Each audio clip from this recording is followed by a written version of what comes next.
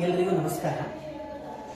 ನಮ್ಮ ಸನಾತನ ಸಂಸ್ಕೃತಿ ಒಂದು ಮಾತು ಹೇಳ್ತದೆ, ಬೆಳಿಗ್ಗೆ ಎದ್ದಾಗಿಂದ ಮನೆಯಲ್ಲಿ ಯಾವತ್ತೂ ಮಂಗಳ ದರ್ಶನ, ಅದರಲ್ಲಿಯೂ ಅಷ್ಟಮಂಗಲ 8 ಮಂಗಳ ವಸ್ತುಗಳನ್ನು ಹೇಳ್ತದೆ. ದರ್ಪಣ ಪೂರ್ಣ ಕಲಶಃ, ಕನ್ಯಾ ಸುಮನ ಸೋಕ್ಷತಾ, ದೀಪ ಮಾಲಾ ಧ್ವಜ ಲಾಜಾ ಸಂಪ್ರೋಕ್ತಂ ಚಾಷ್ಟಮಂಗಲ. ಹೀಗಾಗಿ ನಾವು ಯಾವತ್ತೂ ಬೆಳಿಗ್ಗೆ ಎದ್ದಾಗ ಈ ಮಂಗಳ ವಸ್ತುಗಳನ್ನು ದರ್ಶನ ಮಾಡಬೇಕು.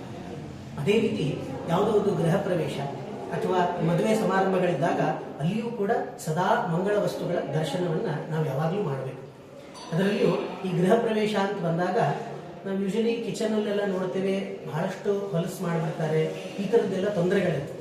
ಇಂಥ ಸಂದರ್ಭದಲ್ಲಿ ನಮ್ಮ ಭಾರತೀಯರ ಮನಸ್ಥಿತಿ ಯಾವ ರೀತಿ ಇದೆ ಅಂತಂದರೆ, ಎಲ್ಲಿ ಅಲಂಕಾರ ಮಾಡಿ ಚೆನ್ನಾಗಿಟ್ಟಿರ್ತೀವೋ ಅಲ್ಲಿ ಯಾರು ಕೂಡ ಹೊಲಸು ಮಾಡಲಿಕ್ಕೆ ಹೋಗೋದಿಲ್ಲ. ಹಾಗಾದರೆ ನಾವು ಯಾವತ್ತೂ ಆ ಅಷ್ಟವಸ್ತು ಮಂಗಳ ವಸ್ತುಗಳಿಂದ ಅಲಂಕಾರ ಮಾಡಿದಾಗ ಯಾರು ಅದನ್ನು ಕೆಡಿಸೋದಿಲ್ಲ ಅಂತ ನಾವು ಅಂದ್ಕೊಂಡು ಈ ಅನೇಕ ಮಂಗಳ ವಸ್ತು, ಬರೀ 8 ಅಂತಲ್ಲ, ನಾವು ಅಲ್ಲಿಂದ ನೋಡ್ತಾ ಬಂದರೆ ಅನೇಕ ಮಂಗಳ ವಸ್ತುಗಳು, ಆನೆ ಇದೆ, ಕುಲದೇವರ ಸನ್ನಿಧಾನ ಅಂತಿದೆ, ಸಣ್ಣ ಮಕ್ಕಳು, ಯಾವತ್ತು ಗೃಹ ಪ್ರವೇಶ ಅಂತ ಹೇಳಿದಾಗ ಸಣ್ಣ ಮಕ್ಕಳ ಪ್ರವೇಶ ಆಗಬೇಕಂತ, ಸಣ್ಣ ಮಕ್ಕಳಿದ್ದಾರೆ, ಪೂರ್ಣ ಕಲಶ ಇದೆ.